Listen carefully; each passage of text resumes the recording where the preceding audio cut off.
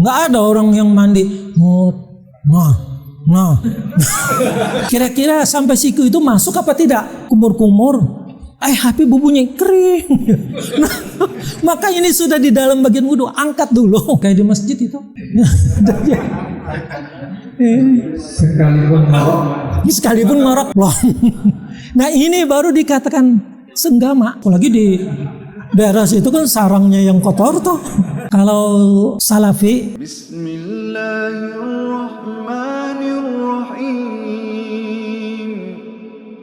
nah ini hasil produk tarjih ya.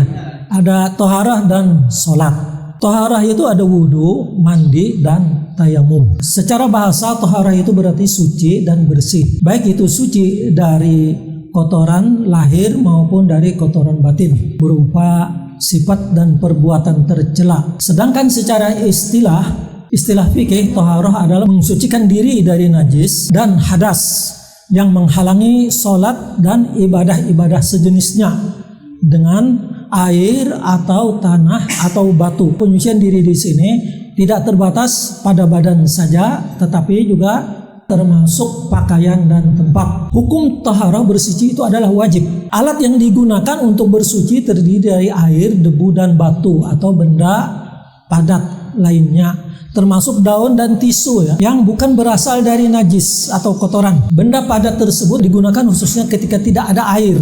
Jadi intinya sebenarnya untuk taharah itu air, tidak ada yang lain. Kecuali tidak ada air atau bahkan hampir tidak ada. Orang sakit tidak boleh kena air, itu nggak ada.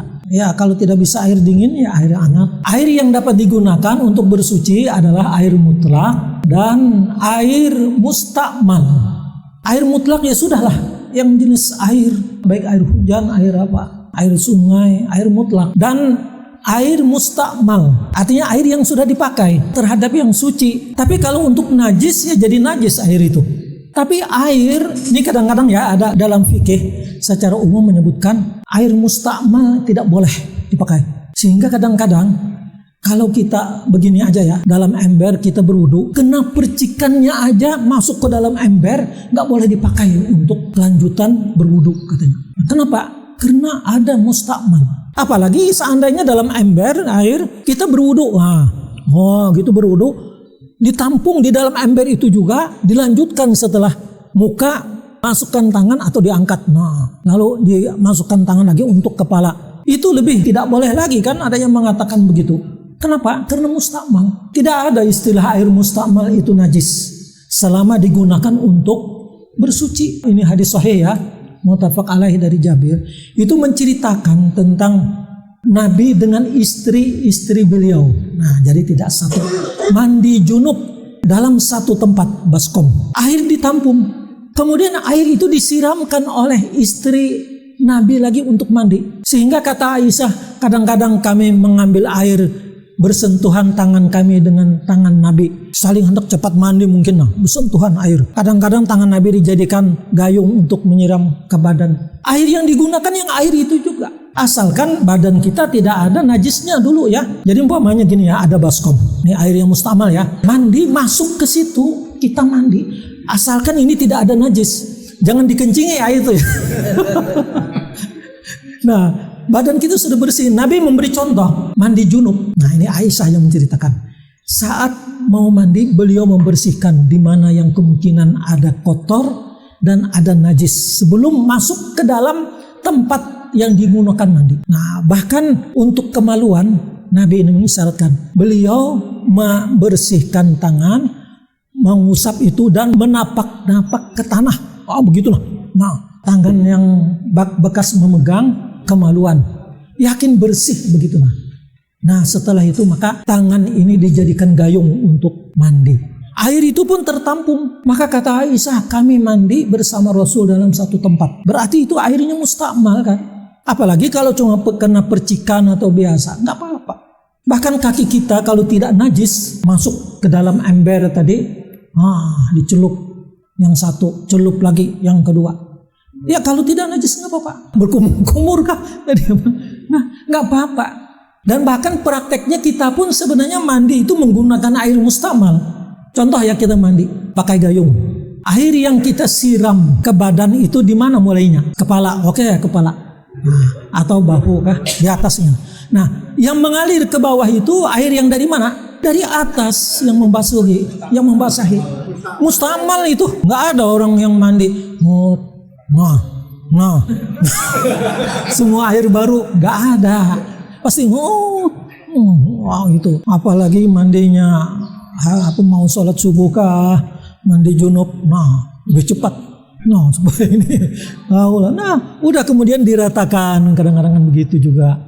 Makanya ada istilah ya di dalam fikih itu juga, mandi air 9. Maksudnya apa itu? Ya dianggap cukup dengan 9 siraman, di kanan 3, tengah 3, kiri 3, sudah sempurna mandi. Jadi tidak ada istilah mustakmal itu najis, itu tidak ada.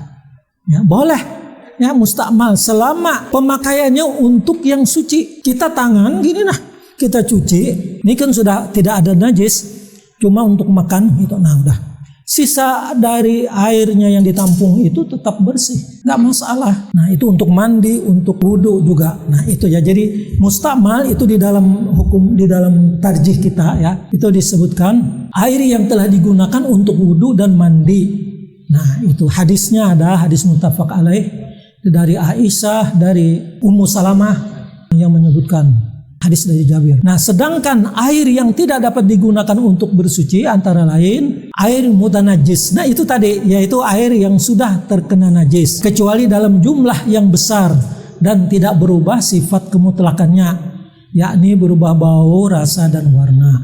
2, air suci tetapi tidak dapat mensucikan seperti air kelapa, air gula atau teh dan kopi, air susu dan semacamnya. Namun air yang bercampur dengan sedikit benda suci lainnya seperti air yang bercampur dengan sedikit sabun, kapur barus atau wewangian, selama tetap terjaga kemutlakannya maka hukumnya tetap suci dan mensucikan. Biasa kalau air itu dicampur wangian boleh, tetap air mutlak.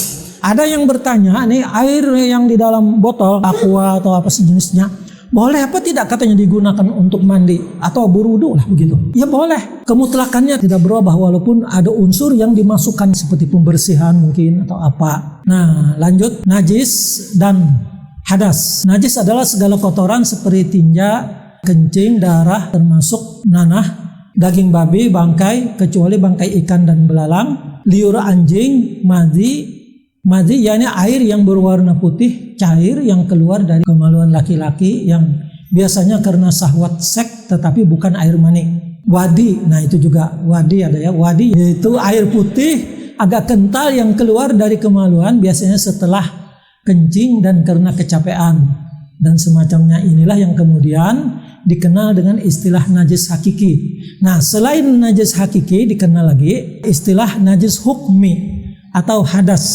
Nah, najis hukmi itu sesuatu yang diperbuat oleh anggota badan yang menyebabkan ia terhalang untuk melakukan sholat. Ya seperti orang junub. Hadas ini ada 2 macam, hadas kecil dan hadas besar. Itu ya jelas yang mewajibkan wudu dan mewajibkan mandi. Nah wudu, tata cara wudu secara lengkap berdasarkan sunnah Rasul sebagai berikut. 1, niat pasti ya, tapi tidak dilapazkan. Nah, niat berwudu karena Allah semata sebagai pekerjaan hati. Apalagi memang tidak ada tuntunan untuk melafalkan dari Nabi. Beliau hanya menuntunkan untuk mengucapkan bismillah. Ada hadisnya ya. Bismillah mulai berwudu. Niat itu sudah manakala kita umpamanya begini ya. Jam 11.30 umpamanya. Kita langsung menuju keran. Itu apa tujuannya? Tahu waktu kan akan masuk zuhur. Maka itu sudah ada niat pada diri kita itu untuk mengambil wudu untuk sholat. Nah jadi nggak perlu diucapkan, datang ke keran itu sudah inklusif niat. Jadi nggak ada apa nawaitul wudu'a atau nawaitul raf'al hadas, nggak usah. Apalagi katanya harus bersamaan dengan ucapan wudu itu menyentuh air ke muka. Begitu air diambil ya membasuh muka langsung nawaitu atau apa sengaja aku berwudu. Itu tidak ya. Kita datang ke situ, kita berarti sudah berniat untuk berwudu. Dan ingat ya, niat itu mendahului dari segala sesuatunya. Jadi kalau umpamanya berwudu itu sunnah Rasul, ini petunjuk beliau, didahului dengan membasuh tangan. Kedua telapak tangan dibasuh ya. Nah itu. Setelah itu lalu berkumur-kumur, memasukkan air ke hidung, kemudian gitu kan, madmadah ya, istinsyak. kemudian menghembuskan.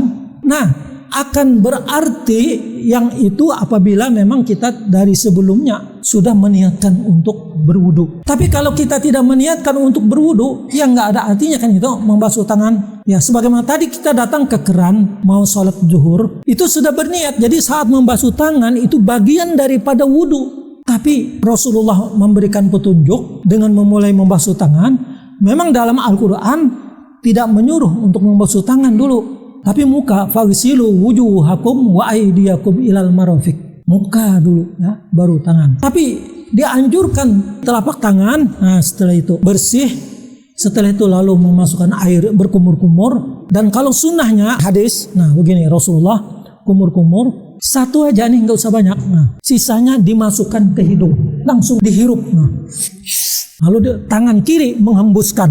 Gitu. Nah, cuma di dalam tarjih dianjurkan berkumur-kumur kemudian memasukkan air ke hidung. Nah, setelah itu nggak perlu lagi yang kemudian nawa itu tadi membasuh muka, langsung lah, karena sudah kita niati membasuh tangan untuk wudu, berkumur-kumur untuk wudu, memasukkan air ke hidung untuk wudu, membasuh muka juga itu bagian yang diperintahkan. Karena ayat Al-Quran yang menyebutkan maka yang rukun wudu membasuh muka, membasuh kedua tangan sampai siku, kemudian menyapu kepala, setelah itu membasuh kaki. Nah itu kan membasuh tangan 3 kali sambil menyela-nyela jarinya. Nah mengusap kepala itu sekaligus dengan telinga, cukup 1 kali. Jadi begini ya, kita wudu ya, kepala gini, air. Nah lalu di sini tempelkan.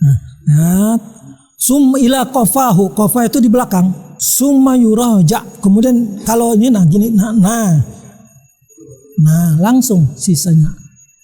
Ada juga yang mengatakan ini jangan dikenakan katanya ke kepala supaya air itu baru. Enggak juga sebenarnya. Bagaimana kita bisa menjadikan ini? Nah, sampai di sini, kemudian dibalik. Nah, setelah itu langsung. Itu sekali. Setelah itu membasuh kaki kanan sampai 2 mata kaki sambil menyela-nyelai jemari. Lanjut tertib. Jadi tertib ini mengacu kepada urutan Al-Quran. Idza qumtum ilas sholati faghsilu wujuhakum wa aydiyakum ilal marafiq. Ilal marafiq itu sampai siku. Kira-kira sampai siku itu masuk apa tidak? Ada yang memberikan pengertian sampai itu tidak masuk. Umpamanya begini ya. Saya berjalan dari kampus ke jalan Mahir Mahar ya. Nah, Mahir Mahar itu mana batasnya? Asalkan di jalan raya sampai di sini, nah udah kan? Jadi nggak masuk ini. Atau begini, ini biasa yang dikiaskan kalau kiai-kiai itu gini. Tanah itu panjang 40 meter umpamanya. Di tengah-tengahnya ada pohon kelapa. Saya jual tanah ini dari 40 itu ya, sisi kanan sampai batas pohon kelapa. Kelapa itu masuk apa tidak yang dijual? Nanti di sini juga saya jual sisa tanah ini dari sisi kiri sampai pohon kelapa. Nah, sampai itu kelapa itu masuk mana? Ini batas. Hah? Ya kan ini nggak bisa jadinya dasarnya. Nah itulah kata-kata ilah itu tadi. Ada yang mengatakan tidak masuk gitu, nah karena ilah itu sudah batas awal. Sama kita berjalan dari sini, saya berjalan sampai ke Merak gitu. Nah. Dari awalnya itu aja sampai ke jalan Mahir Mahar. Itu tidak sampai harus nyebrang kan gitu. Nah. Yang jelas ada hadis yang menganjurkan agar kita istilahnya itu mengikut sertakan siku. Di dalam hadis digunakan begini, inna ummati yud'auna yaumal qiyamah gurran muhajjalin. Umatku nanti akan dipanggil dengan ucapan gurran muhajjalin, orang yang muka dan tangannya bercahaya, artinya karena dia melebihkan dari berwudu. Nah berarti maka Rasulullah menyuruh masukkan siku ini. Yang ilah itu tidak hanya batas itu saja tapi masuk. Nah kemudian tertib. Tertib itu artinya berurutan. Kecuali Imam Hanafi yang mengatakan tidak tertib. Dan ini kadang-kadang terjadi ini. Contoh ya begini, kita berwudu. Sudah cuci tangan, apakah kumur-kumur. HP bunyi kering. Nah, maka ini sudah di dalam bagian wudu, angkat dulu. Baru setelah itu melanjutkan. Nah itu kan tidak tertib namanya. Apa dilanjutkan atau diulang? Selayaknya diulang. Jadi itu menghalangi. Jadi tertib begitu. Ya tidak jarang gitu begitu gitu loh, berwudu sudah basuh tangan, sudah kumur-kumur itu bisa juga cuci muka, berbunyi itu. Nah, ya, HP berbunyi langsung diangkat dulu. Dijawab lagi, halo, ya ini mau sholat gitu. Lanjutkan. Nah itu nggak benar. Kalau menurut pendapat yang ini ya, dan itu juga dalam tarjih, itu harus diulang wudunya. Karena satu paket di situ. Ya, dari mencuci tangan sampai nanti kaki. Nah, setelah wudu lalu ucapkan asyhadu an la ilaha illallah wa asyhadu anna muhammadan abduhu wa rasuluh. Bagi yang ada ini perban nih catatannya. Atau kalau di dalam fikih itu al-mashu alal jabirah. Catatan bagi yang ada perban pada bagian anggota wudu cukup hanya diusap saja dengan air. Jadi nggak perlu dibasahi, disiram atau karena ini perban dikhawatirkan begitu dilepas obatnya hilang atau kena air kan yang luka, nah terjadi sesuatu, maka tidak perlu, biarkan aja. Udah diusap aja, dibatasi. Mana umpamanya yang tadi ada perban cukup diusap, itu di dalam fikih dan dibenarkan. Al-mashu alal jabirah istilah dalam fikih modernnya. Nah lanjut. Nah ini hal-hal yang membatalkan wudu, ada 5 yang bisa membatalkan wudu, yaitu keluarnya sesuatu dari 2 lubang bawah, tidur nyenyak dalam keadaan berbaring, ini berbaring ya, namun bila dalam keadaan duduk tidak mengapa, kayak di masjid itu. Sekalipun ngorok, karena kalau duduk seperti di masjid itu tidak dikatakan nyenyak, jadi boleh.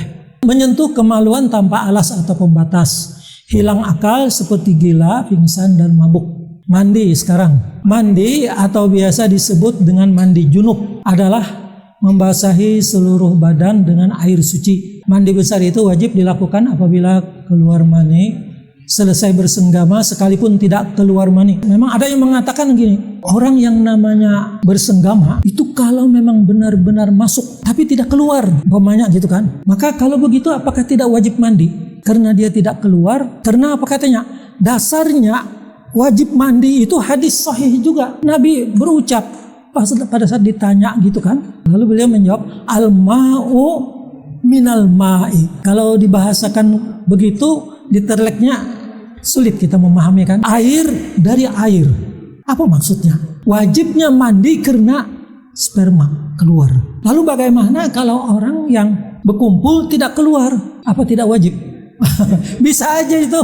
Entah apakah keburu kah, atau ada yang diketok pintu, atau anakkah menangis, atau apakah. Nah dalam fikih itu tetap ya, dalam tarjih itu tetap. Jadi hadis yang tadi al-ma'u minal ma' itu bukan bertentangan dengan hadis yang mengatakan bahwa orang itu dikatakan bersenggama kalau memang masuk. Ada yang mengatakan begini, kalmil al-qati fil ka'si, seperti sendok di dalam gelas. Nah, gini kan kira-kira Nah, ini baru dikatakan senggama.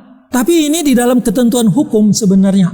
Orang itu dikatakan zina gitu. Kalau memang seperti itu. Nah, kalau cuma hanya berpeluk-pelukan itu ini aja tidak dikatakan zina. Kan itu dalam hukum yang mewajibkan hukum had gitu. Tapi di dalam fikih lain tetap ya. Adapun hal yang disunatkan untuk mandi antara lain adalah ketika hendak menunaikan sholat Jumat. Kalau salafi itu wajib mandi sebelum Jumat. Ada hadis dalam Sahih Muslim, bahkan ditulis dalam Bulughul Maram itu, ghuslu yaumil jum'ah wajibun ala kulli muhtalimin. Mandi pada hari Jumat wajib. Kata-katanya di situ langsung wajib terhadap orang yang sudah balik karena mau salat Jumat. Pemahaman wajib ada yang mengatakan dianjurkan sekali, sehingga kata-kata wajibun di situ mengisyaratkan ada hadis Nabi bahwa setiap orang paling tidak sekali di dalam seminggu mandi. Nah itulah mandi Jumat. Kalau tidak mandi sama sekali seminggu, kering lah.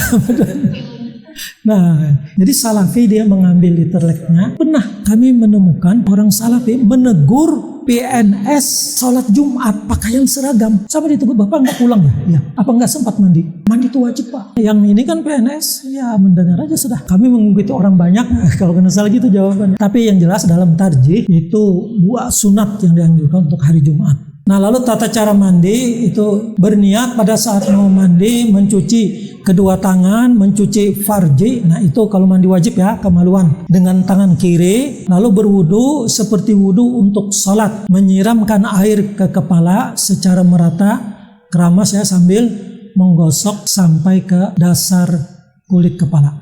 Nah ini ada ya, dan kaitannya dengan berwudu seperti wudu untuk sholat. Lalu ada hadis Aisyah bahkan menyebutkan Rasulullah setelah mandi junub tidak lagi berwudu, langsung sholat. Lalu ada alasan begini, karena yang diselesaikan itu hadas besar, maka terangkatlah hadas kecil. Artinya dengan mandi secara otomatis ada wudu. Di dalam tarjih, lihat aja ya di HPT, tetap wajib wudu. Mandi itu tidak secara otomatis ada wudu, kecuali kalau sebelumnya berwudu dan tidak sampai ada yang membatalkan saat mandi tadi, tidak menggosok kemaluan karena sudah digosok sebelumnya. Kalau Rasulullah benar ya, beliau berwudu, wudu beliau itu tidak batal di saat mandi, maka langsung kemudian sholat karena wudu beliau tidak batal dengan mandi itu, tidak melakukan sesuatu yang membatalkan. Maka wudu itu boleh dikatakan masih ada. Tapi kalau kita mungkin mandi, gosok apalagi di daerah situ kan sarangnya yang kotor tuh. Kemana kah? Nah sambil kencing. Kalau Rasulullah memang membersihkan semua, baru mengambil air untuk mandi yang wajib sehingga wudu tadi tidak batal. Maka kalau Nabi langsung sholat, wudunya wudu mana? Wudu yang pertama tadi, wudu sebelum mandi. Kita boleh juga mencontoh itu. Makanya di dalam tarjih tetap orang yang mandi wajib dia dikhawatirkan, apalagi mungkin belum berwudu atau batal wudunya, maka tetap wudu, harus berwudu. Tidak ada istilah tadi mengangkat yang besar, hadas besar terangkat yang kecil, nggak bisa. Setiap berak ya pasti kencing. Itu lain masalah. Sebagian fikih yang umum ya, Syafi'iyah, bukan Imam Syafi'inya, itu mengatakan begitu juga. Dengan mandi wajib tidak perlu lagi wudu. Tayamum itu jangan disamakan dengan wudu ya dalam hal membasuh tangan. Di situ di dalam hadisnya, fa'ilam tajidu ma'an fatayammamu sha'idan thayyiban famsahu biwujuhikum wa aydikum minhu. Aydikum yadun tuh di sini aja batasnya. Kalau wudu ilal marafiq, disebutkan tangan sampai marafiq. Kalau tayamum ini aja. Maka kita baju ini, apalagi ibu-ibu ya, kalau tayamum umpamanya seperti orang haji yang di pesawat, tayamum aja lah dengan debu, ya boleh. Nah maka di sini aja, tangan cukup sampai di sini, itu tayamum ya. Tidak seperti sampai siku. Jangan disamakan. Nah ini keringanan, arti keringanan ya muka dengan tangan gitu. Tentu kaki tidak. Begitu juga tayamum ganti orang mandi junub kalau memang tidak ditemukan air. Nah, tata cara sholat tentu sudah bersuci, menutup aurat dengan pakaian yang sopan, niat ikhlas karena Allah, menghadap kiblat, berdiri tegak bagi yang mampu, bagi yang tidak mampu bisa dengan cara duduk dan atau berbaring. Kemudian mengangkat kedua tangan selurus bahu serta mensejajarkan ibu jari pada daun telinga sambil membaca Allahu Akbar. Kemudian bersedekap dan membaca doa iftitah. Membaca doa iftitah itu banyak ya, terserah. Tapi yang kuat dalam tarjih, Allahumma ba'id baini wa baina khotoyaya kama ba'ata baina masyriq wal maghrib. Ada yang perlu diketahui, bangkit dari ruku, mengangkat kedua tangan dengan takbir serta berhenti sejenak bertakbir untuk sujud, kemudian duduk di antara dua sujud. Setelah itu sujud kedua. Satu hal yang perlu kami ingatkan, di dalam tarjih itu menganjurkan setiap rakaat begitu berdiri sebelum membaca Al-Fatihah itu didahului dengan ta'awudz. A'udzubillahi minasyaitonirrajim. Bismillahirrahmanirrahim. Bismillahirrahmanirrahim boleh keras, boleh pelan, itu ada tadi ya di situ. Nah, ini yang kadang-kadang terlupakan, menyebut a'udzubillah. Rakaat kedua begitu bangkit, Allahu Akbar. A'udzubillahi minasyaitonirrajim. Bismillahirrahmanirrahim. Alhamdulillahirabbil alamin. Arrahmanirrahim. Lakukanlah sebagaimana rakaat pertama. Kan di situ disuruh melakukan salat rakaat kedua dan seterusnya seperti rakaat pertama bacaan Artinya bacaan Al-Fatihah. Dan lagi secara umum, wa idza qara'tal Qur'an fasta'iz billahi minasyaitonir rajim. Apabila kamu membaca Al-Qur'an, maka fasta'iz billahi minasyaitonir rajim. Nah, umumnya ayat itu mengisyaratkan tentang bacaan di waktu sholat. Jadi tidak hanya kita saat membaca aja ya sewaktu-waktu, tetapi untuk diutamakan untuk sholat. Itu dibahas juga di beberapa tafsir ya. Tapi tarjih menyebutkan demikian. Nah, saya kira cukup ini ya. Terima kasih. Assalamualaikum warahmatullahi wabarakatuh.